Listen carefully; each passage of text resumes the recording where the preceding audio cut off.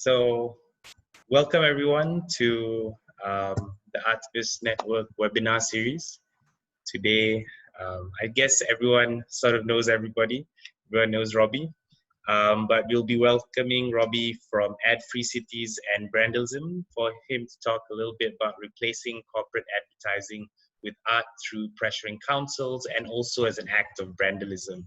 So, without further ado, take it away, Robbie. Great, thanks, Emlyn. I'm going to share my screen, which I'm getting more and more used to in these COVID times. So hopefully that's working in a moment.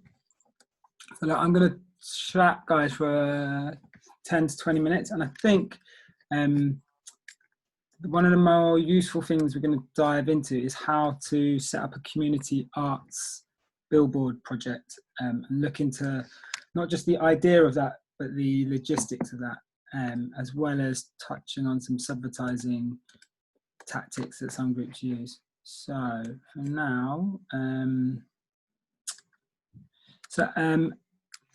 mistake I made the other day when I was recording a webinar, have you got it on speaker view? So it's just me and the screen I'm sharing. Great, because I recorded a load of people down the right-hand side on a work webinar, which is a mistake.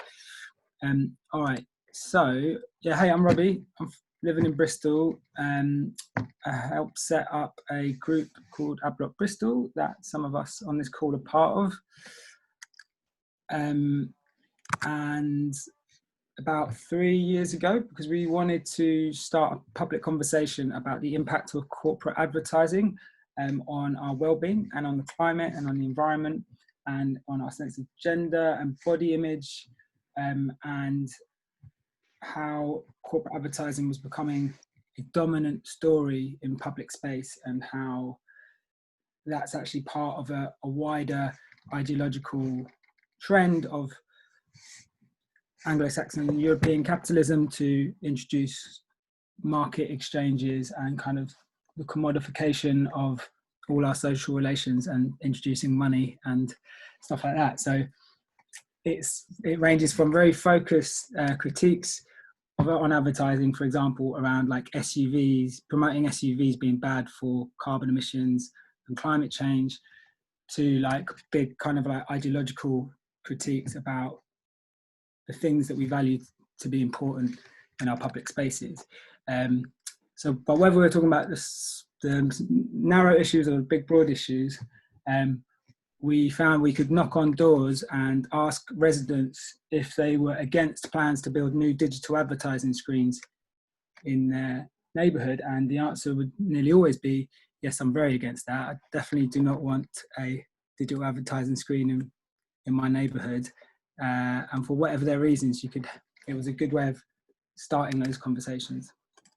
So briefly, I'm going to touch very cursorily on the problems of advertising. This is a cartoon by a friend called Ralph. This is about how like advertising has moved from being just like a provision of information, for example, this staple on the left-hand side of your screen, to a kind of much more use of emotional and appeals to our sense of identity or prestige or social status or social image, and our sense of self-worth is being tied up with advertising. I mean, that's obviously a very caricatured version of that use of emotional mechanisms, but it's a more day-to-day example. I've chosen this Volkswagen one because I just think it's really ironic that Volkswagen will be talking about keeping their promises after all their emissions cheating scandals in 2015, 2016. But this was actually their Volkswagen sort of comeback campaign. It's more than just a car, it's keeping your promises, says Volkswagen. And you can see here, like they're trying to attach their brand and the sense of buying a car to, feelings of family loyalty or being a good family member. I've been doing a lot of work on car advertising recently, so I've got a few. Here's another one, and I wanted to introduce this because the subject of this webinar is make art, not ads.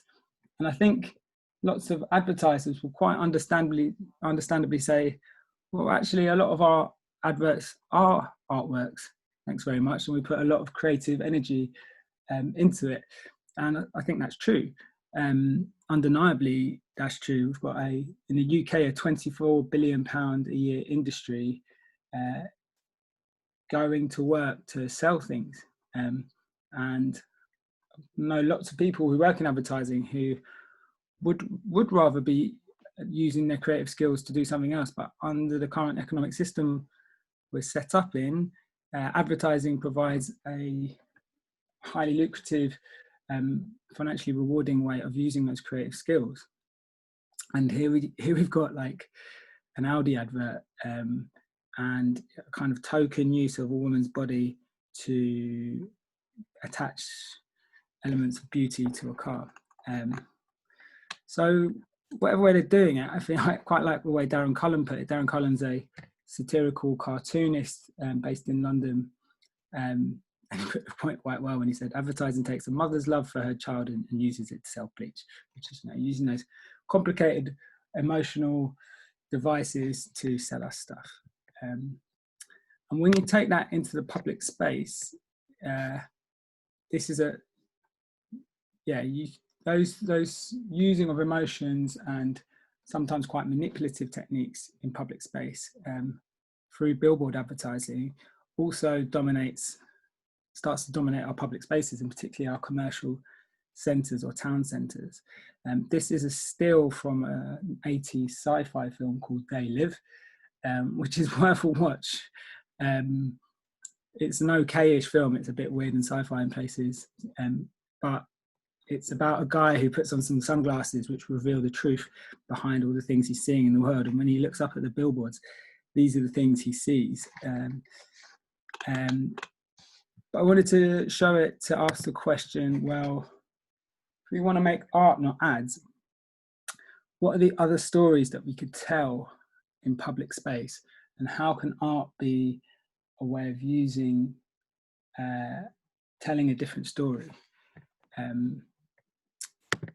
So in Bristol, we've got hold of a disused billboard that the landlord no longer wanted to lease out commercially to the billboard companies, and we started a community arts project on it where we put up our own artwork and use it to talk about other things that aren't just selling products or goods and services. So I'm just going to rattle through some of these projects. So it's called the Berg Arts Project. It's based in St Werburgh's in East Bristol. And I'm going to talk later about the how to set one of these up and some of the finances and stuff. But first, the question is, quick show of hands, I'm going to stop sharing. Approximately how much does it cost to print a big billboard like the one you've just seen? I'm going to stop sharing and take a quick shout out from the room. Anyone want to hazard a guess? £10. £10. Have we got any advances on £10? To print a 60, was it? 60, yeah. One last guess. Yeah. I think that's about right. 50 to 60 quid. Yeah, that is right. It's 50 to 60 quid to, I can go back to share my screen. And it's 50 to 60 quid to get one of these printed, which is, you know, that's 20 foot wide by 10 foot tall, full colour print. There's an online print shop called digitalprinting.co.uk. So 50 quid is a lot, but it's also not that much, depending on how regularly you want to do different artworks each time. So this is the space we've got in East Bristol. It's next to a shop. And we actually got some Arts Council funding to run a community arts project on there a few years ago. And so we wrote a brief saying that we wanted the billboard to celebrate the local community, to celebrate the history of activism, of getting billboards pulled down in the St Werburgh's area. St Werburgh's is a neighbourhood in Bristol that used to have 13 commercial billboards, and the residents campaigned to get 5 or 6 of those removed, and now 3 more are due to come down over the coming years. So those little figures are kind of referencing that community campaigning. And from 2017 onwards, we worked with different artists, sometimes local artists, sometimes we'd hold workshops with the local neighbourhood association or the local children's group at the city farm, which is in the area, and they would produce different types of artworks. Or one artist went door to door and ran a survey of what people find useful. There's an artist called Bill Posters. The previous artist is called Alpha Wilson, and the previous artist from that was Matt Bonner. But Bill Posters went door to door, and he collected a load of survey results about what people find useful, and he produces infographic, or what they find important in their area. And people came back saying things like parks and wildlife and safe streets, and he produces infographic to try and represent the relative importance of those things. Another artist called Ada Wild used the space to like, well, what she did, she ran a workshop in a local park during the a kind of neighborhood event one September, and she asked the question, what my mother's aspiration for me was to be, and different people filled out different responses, and she kind of collated them all into this billboard piece that you can see now. And it's quite like, yeah, it's quite an interesting provocation to ask that question, because it kind of, when you stop and think about it, you end up in quite a deep conversation about like your relationship with your mother and your upbringing, and you know where you've gone in life and all these things. And my mother's aspiration for me was the prompt that Ada Wild. But you know, there's lots of other examples I'm going to show you. Whatever it is, they're all designed, I suppose, to be a breath of fresh air or something more interesting than just seeing commercial ads in our public spaces. So this artist called Ava Osbiston, she worked with local kids at the city farm to ask them to draw the things they like about nature and wildlife. So all the kids drew their own representations of the things they like, and she kind of arranged them in this collage, and this was up for a couple of months or so a few years ago. And you can see down here in the sort of bottom left, there's some kind of platypus, pig, double-horned creature here, which is lovely. There's some pigs, there's you know all the wonderful things that children draw, and that was up in the billboard, and the local kids would walk past the billboards and see their artwork up on the board. And we hope that would give them a sense of like ownership and agency in the neighborhood, a bit like when you see your drawing on the fridge. If you've ever drawn something, stuck it on the fridge, you're like proud of your work. Maybe we wanted to do that, but put it on a billboard rather than having a picture of a Big Mac. Elsewhere, we've worked with artists to celebrate bicycle riding and cycling. This says, when the spirits are low, when the day appears dark, when work becomes monotonous, when hope hardly seems worth having, just mount a bicycle and go for a spin down the road without thought of anything but the ride you are taking. It's a quote by Sir Arthur Conan Doyle. Other artists have done more abstract work. This piece by Lauren Curl, or kind of more psychedelic, sort of mesmerizing geometric work. It's a piece by Matt Manson.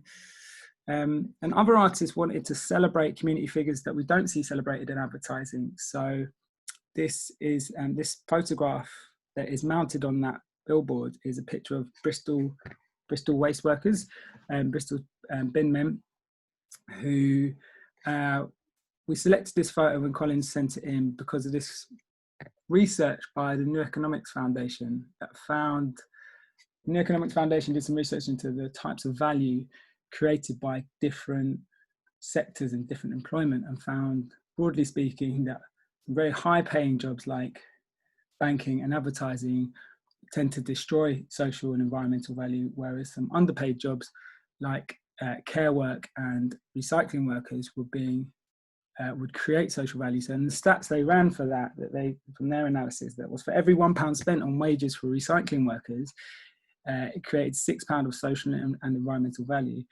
Conversely, for every £1 generated by advertising executives, they destroy £11 of social and environmental value, whether that's because of the impacts on our well-being, our self-esteem, our sense of body image, or promotion of high carbon products, etc. So this piece by Colin Moody of the orange-suited Bristol waste workers was a way of having a conversation about that. And we've we do some press and media work about these images, and yeah, so it would go on. So, well, we've done lots of artworks. Some of them are bigger, more conversation starters than others. Some of them are just nice to look at and relaxing. Others are a platform for local artists to showcase their work.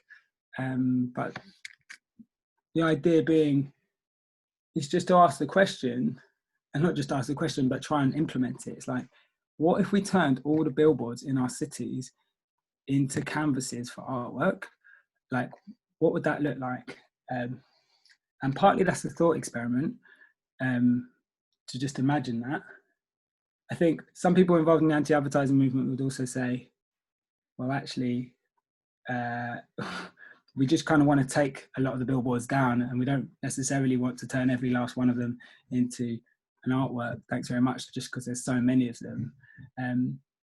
But wherever you place yourself on the spectrum, whether it's turn them all into billboards or turn them all down, or you're somewhere in between, it's a kind of like quite utopian question to ask. It's like, what if we did just replace all the adverts with artworks?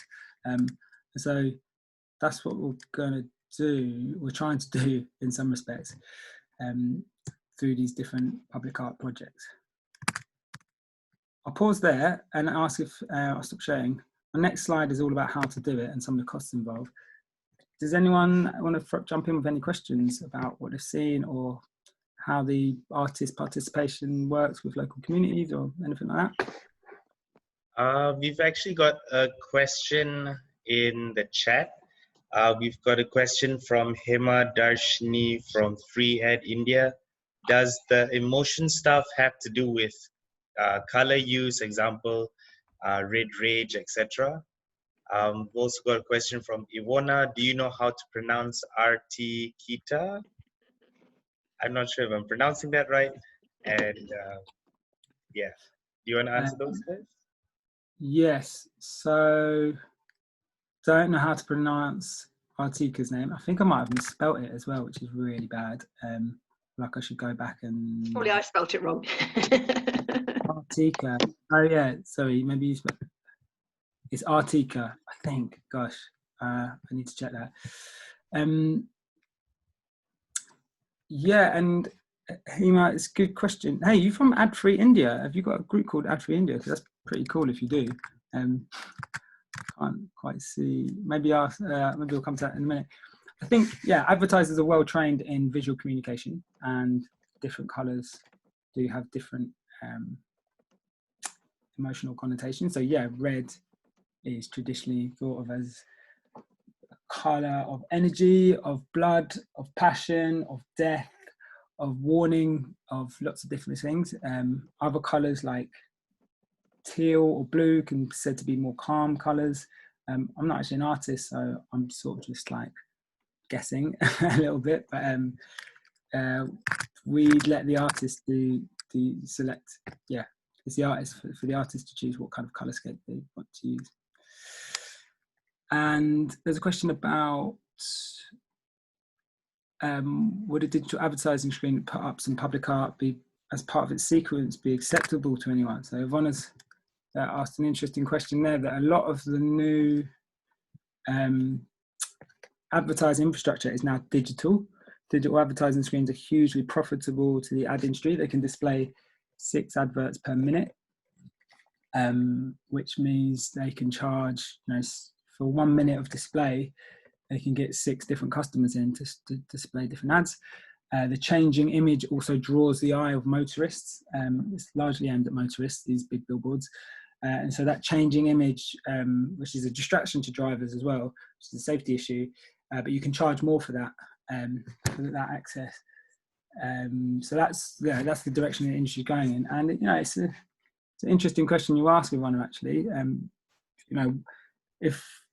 If a billboard company said, look, we want to put one of these up in your neighborhood, we understand that lots of residents don't want that. How about 50% of the time it shows artwork, or 20% of the time it shows local artwork, or publicity posters for local charities or volunteer associations?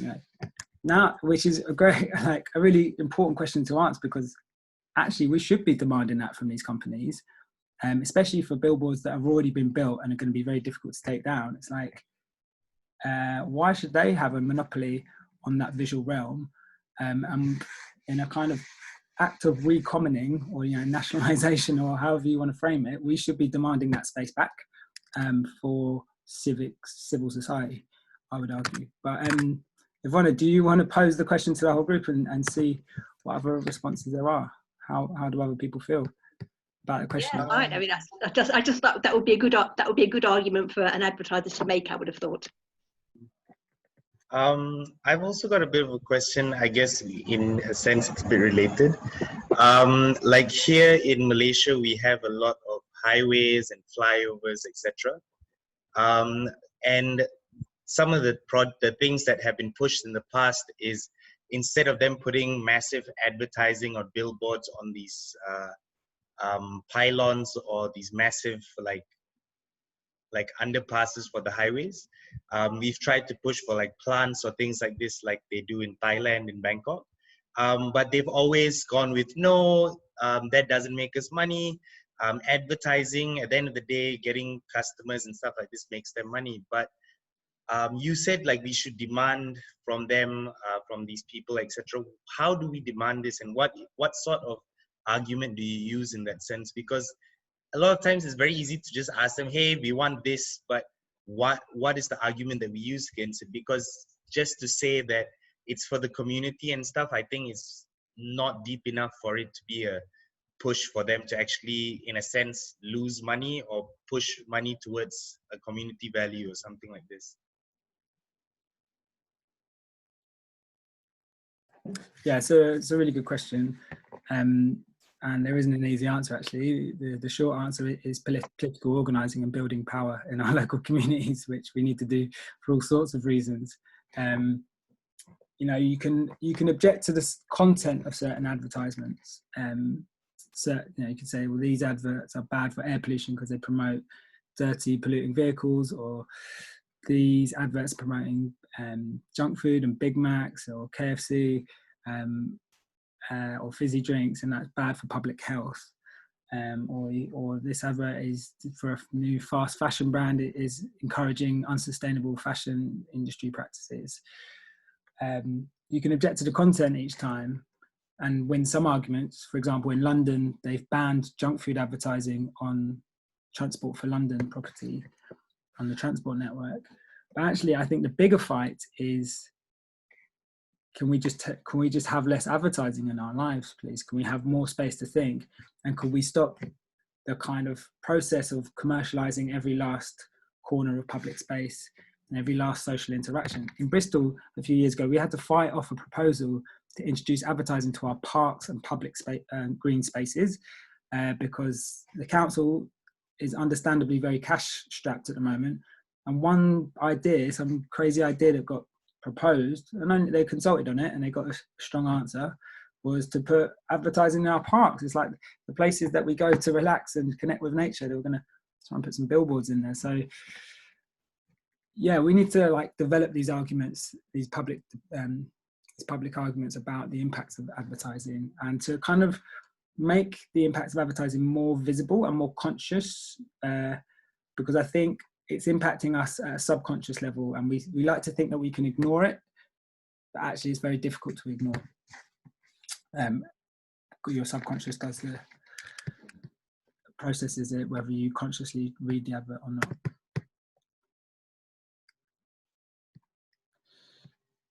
Yeah, so Ivana's raised the point as well that we have bus shelters because of the advertising attached. So that's been a public, an attractive prospect for local authorities, that advertising companies will pay for and maintain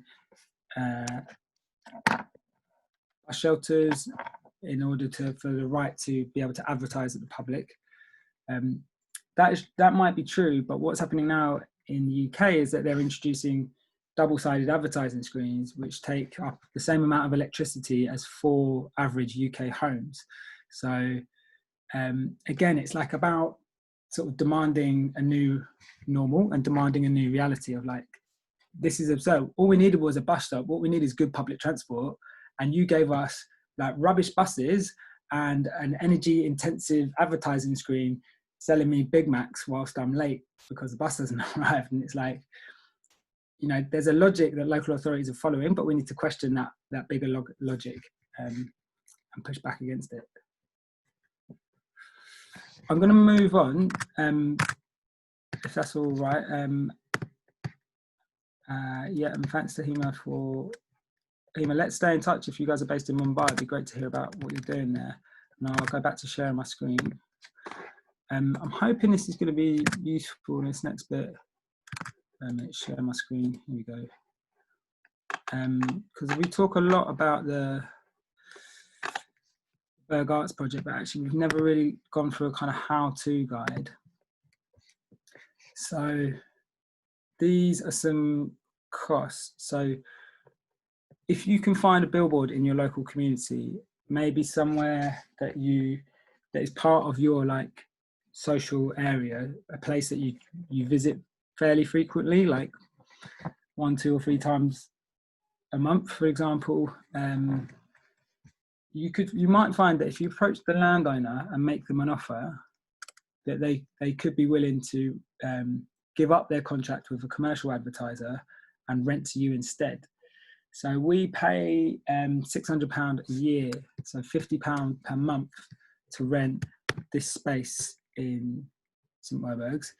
And the reason behind that is that the landlord, as much as he likes our community arts project, he couldn't be bothered with renting out or making sure that the space in front of the billboard was free every 2 weeks for the billboard company to drive up and change the posters on the billboard, and they needed that access every 2 weeks to change the billboard. And so I think the story goes that he was getting all sorts of telephone calls every couple of weeks being like, oh, there's cars parked there and we haven't got access, and the contract says this, that we should have access. And for the money involved, which was probably around the £600 to £800 a year figure, the landlord was sacked it off. He couldn't be bothered, and so it just fell dormant. So we came along, well, actually not at Bristol, but a previous community arts group back in 2010-11, and started renting the board off them instead. So £600 a year is a lot, but it's a manageable figure. And the other useful thing is that if you go to a landlord and offer them some money, and it might be slightly less money than they're currently getting, they might they'll need to write to whoever they've got an existing contract with and give notice on that billboard. So we had a landowner in Bristol who wanted to get rid of the billboard on the side of their house because they were sick of having commercial advertising on the side of the house, advertising McDonald's or all those gross companies that they see. So they wrote to the company and said, we're ending our contract. And they said, well, you've got to give a year's notice. We need a year's notice. But hey, would you like some more money on top? So the reason I mentioned this about approaching a landlord is who knows what outcomes that conversation might hold. They might decide to give it to you for free, or they might decide to give it to you for a low rent, or you might push up the costs for the billboard company and make it more expensive for them to advertise, which is always a worthwhile thing to do because you're taking money away from billboard companies. So something worth exploring either way. Elsewhere in the costs, it's £50 to print one of these full colour prints like this size. That's called a 48 sheet in industry language. And if you get like a team to put it up, a volunteer team of your local group or arts group or adblock group, whoever you are, that's not going to cost you any money either. We tend to do about 6 different artworks per year. So that's about 300 quid roughly. Add on, 30 to 40 quid for paste, wallpaper paste that you're going to need. You need one. How much do you need? It's like £3 or £4 per installation for wallpaper paste. So not a lot. You also need to get hold of a ladder, but you could probably borrow one from a neighbour. It could be a good way to get to know someone in your community. So you can see that if if it's doable to run one of these projects on like quite a shoestring budget of about maybe £900 to £1,000 a year, in theory, that's just based on our experience in Bristol. It'll be interesting to see how other groups fare.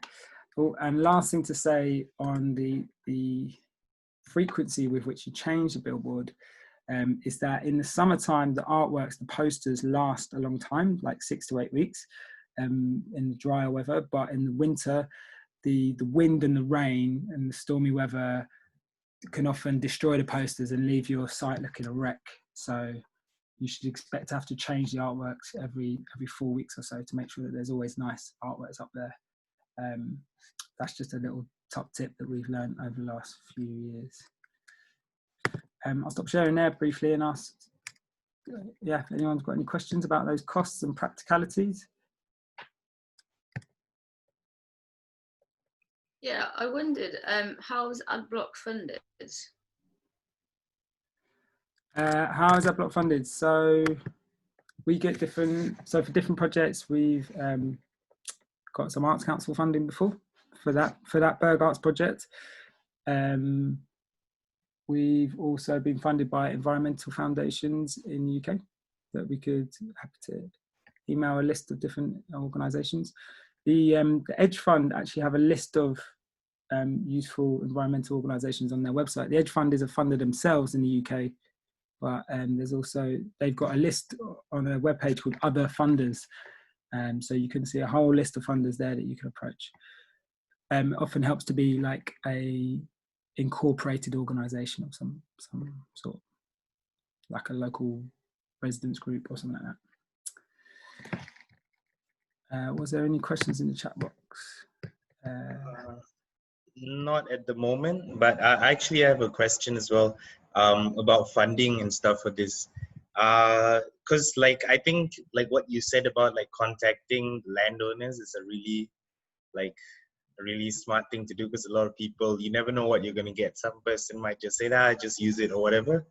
But at the same time, I guess in the UK it might be a bit different, but are there like advertising laws or things like this over there? Like I know in Malaysia, for example, if you have something that's advertised, etc., do you, like in the UK or in places that you've worked with, have you had to like request permission from either like council or from any organization to get approval for your like what you want to put up? Because like in Malaysia, if I'm not mistaken, if it's a commercial billboard, you need to get like an approval from a government ministry or something like this. It doesn't take long, but it's still a necessary thing, a necessary cost. Like, is this something that you've worked with in the past or just ignored, or how do you?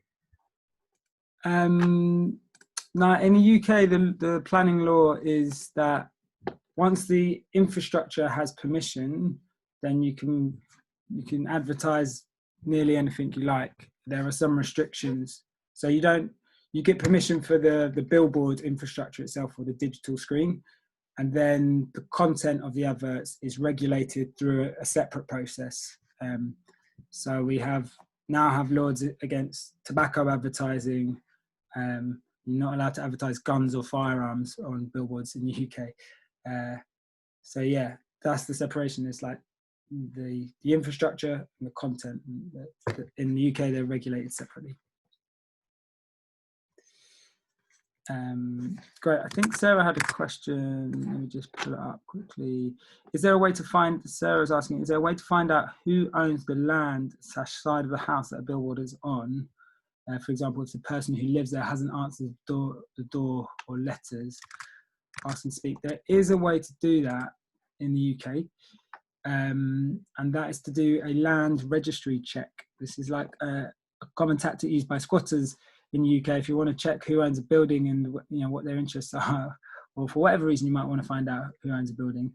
The land registry, which is a sort of government body, will tell you who owns it. It does cost £3 to make that request, but yeah, that's how you can find out.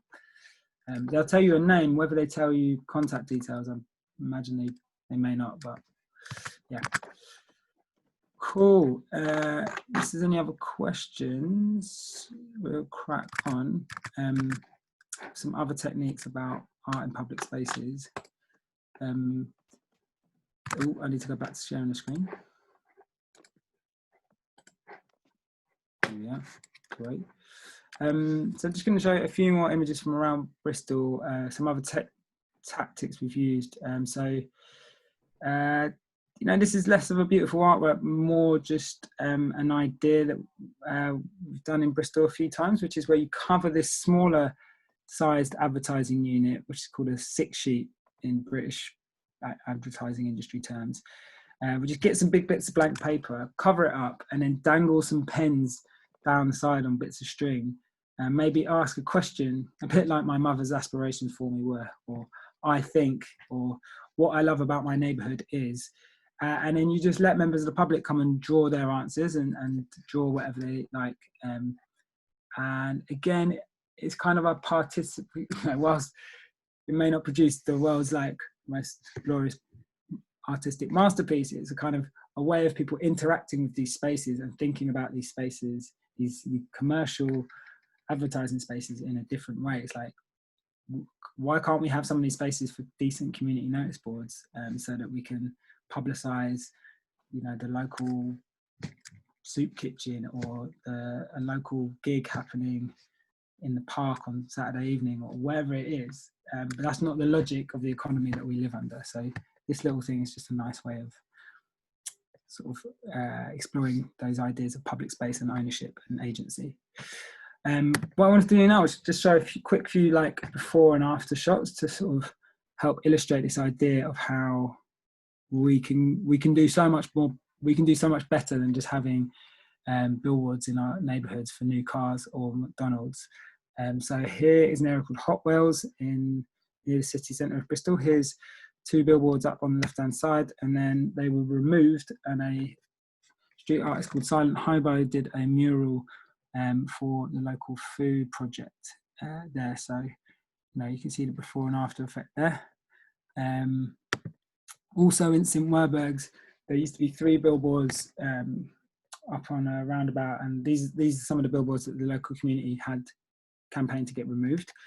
So today, after that successful campaign, you can see that behind those billboards was a Grade 2 listed historic church, and that's now much more possible to see. So, you know, no great arts intervention there, but just letting like the architecture of our neighbourhoods come out from behind these billboards when they were previously obscured. And also another example here is in the centre of Bristol. We campaigned to get this billboard removed when the company asked to turn it into a digital screen. It turns out that the original billboard, paper one that you can see in the photo, didn't have planning permission in the first place. So when that proposal to turn it into a digital screen was rejected, we also demanded that the old one get taken down. Today it looks like that. So although that could do with you know, that was a couple of months after it had been taken down, and now it looks a lot more greener, and it's just, you know, like one less billboard selling with one less space to sell cars, fast food, fast fashion. So yeah, those are just some before and afters, and particularly I think this Silent Hobo mural just shows, you know, what we could be doing instead if we pursued our kind of utopian imaginations of what we wanted our public space to look like. And actually, in many respects, that's building, in Bristol at least, on a tradition of muralism that I'm going to come to briefly now, which we've got lots of advantages of murals in Bristol. There's an area called St Paul's, which is an Afro-Caribbean community in the centre of Bristol, and they've used murals to tell the stories of the 7 saints of St Paul's, who are community figures that have played a strong role either in the Bristol bus boycott in the 60s, or in other like community development and anti-racism initiatives. So again, it's like, you know, what do we want our public spaces? Which stories do we want to tell in public space? Do we want commercial stories, or do you want space celebrating our community figures, or more marginalised voices in our communities? I'll go back to the slideshow. And those are, sorry, just the names of some of those figures we saw: Audley Evans, Carmen Bedford, Owen Henry, Barbara Dessering, Clifford Drummond, and Dolores Campbell. So yeah, that's everything on like kind of AdBlock Bristol, Ad-Free Cities perspective on how we can use art in public space to replace corporate advertising billboards, and spoke at length about like how you can set that up officially. The other great tradition that is part of the anti-advertising movement, however, is to not ask permission at all, and just to take over commercial advertising spaces without asking for the power holders for their agreement.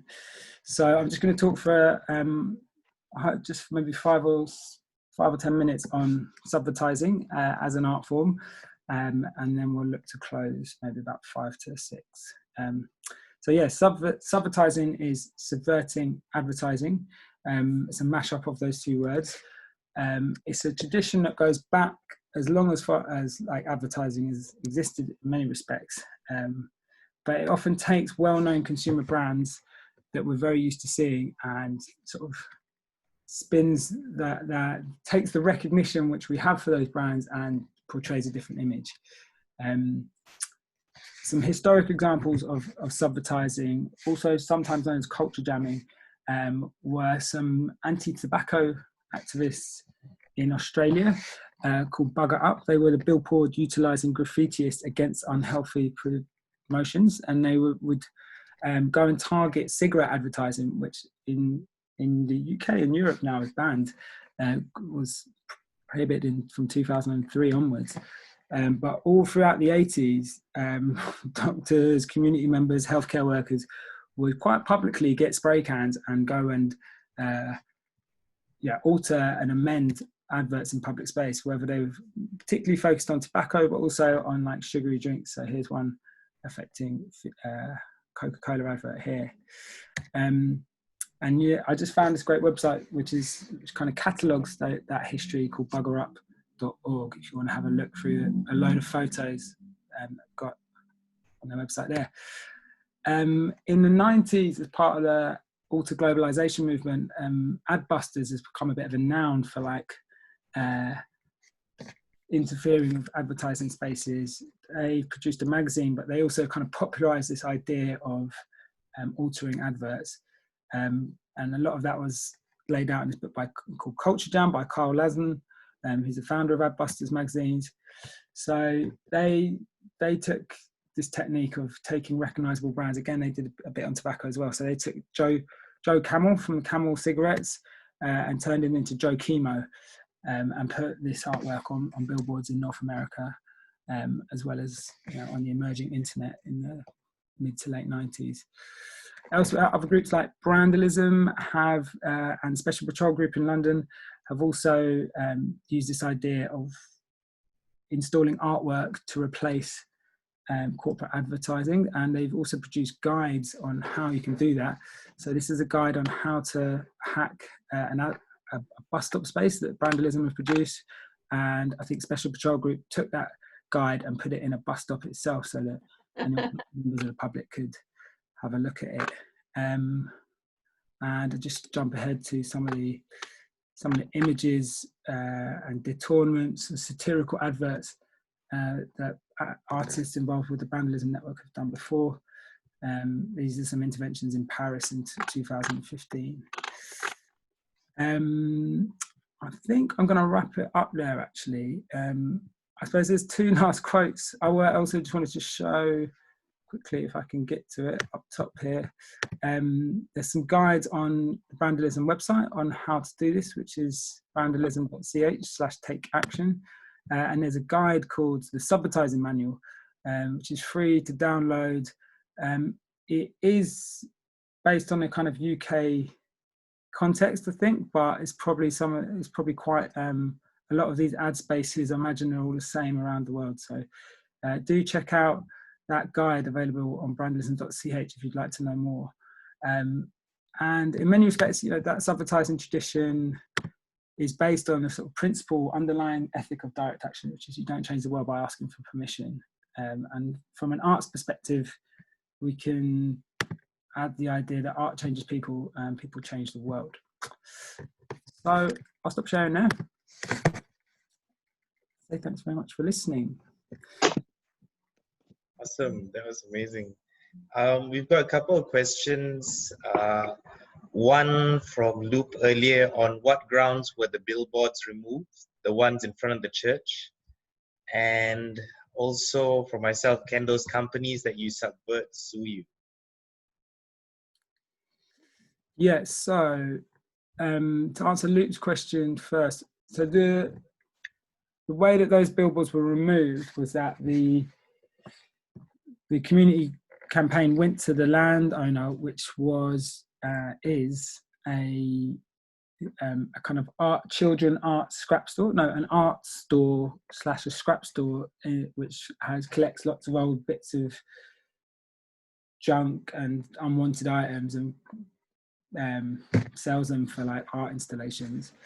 And they just basically petitioned that company and said, look, you're part of this local community. We don't want those billboards. We know you get a bit of money for them, but would you consider foregoing the revenue so that we can have a few less billboards in our neighbourhood? And after 6 to 12 months or something, after some sort of campaigning, the landowners agreed. That was back in 2009, 10, 11 in East Bristol. So then there's another question. So from Amlin, can those companies sue you? Regarding if you're doing subvertising. So Brandlism or Special Patrol or Adbuster would be a better place to ask this. But I did read an article once called it was in the Journal of Intellectual Property or something that said, companies might not wish to have the oxygen of publicity come in a court case if they were to take some subvertisers to court. So from a PR perspective, it's probably better for them just to let it blow over than for them to pursue anyone who's doing subvertising tactics. But there's advice on some of that in that guide from Brandlism actually, so worth checking out. And finally, there's a question: do you know whether all the bus stops are the same in Europe / globally? And would you be able to use the keys from that Brandlism guide in any bus stop? So from reading that guide, I think it says that a lot of the keys are the same all over the world. In fact, actually, there's a website called the Public Ad Campaign by an American artist based in New York. And I'm just going to share my screen again and try and pull up the... I'm going to share my screen one last time, see if I can find the right webpage. So Public Ad Campaign here by an artist called Jordan Seeler, who is part of the Subvertisers International, by the way, who are friends in Mumbai, and anyone else might be interested in joining. The Subvertisers International is a loose collection of artists and activist groups. And let's see, I'm on his website, a website called Public Access. So the address up there is publicadcampaign.com, and there's a disclaimer here, and it talks about all the different tools that you can have for the site. And I'm going to try and access their website. Oh no, wrong place. So this map that hopefully you're seeing on my screen has got lots of different bus stops. So like if we go to Prague, it shows you the 2 different types of keys. I love this website. Here's Barcelona. It shows you like the 2 different types of keys there and the shape of them. Here's London, 2 different type of keys. And I think this is a kind of crowdsourced website, and it goes as far as Tel Aviv, or scrolling over, we've got some cities here. One of these, Hong Kong. I'm sure it's not like 100% accurate, but it's pretty cool that you can check out what types of keys you need here. So anyway, that's a useful website called publicadcampaign.com/public access. by some folks in New York. So praise to them.